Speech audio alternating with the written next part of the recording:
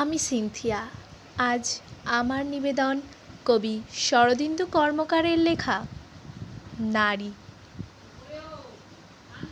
মানুষ কেন বলে মোদের নারীর নিজস্ব নয় কিছু? আমি তো দেখি জগৎ চলে নারীর পিছু পিছু। বাপের ঘরের লক্ষ্মী আমি, স্বামীর ঘরে অন্নপূর্ণা।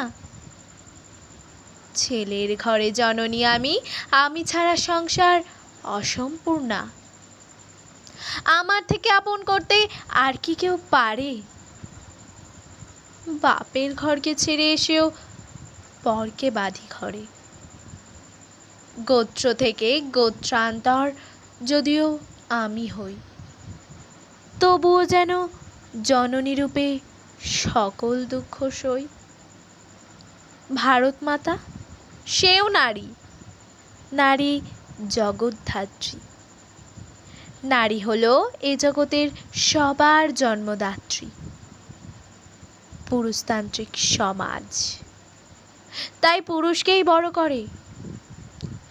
জেনে রেখো, সেই পুরুষকেই নারী গর্ভে ধারণ করে।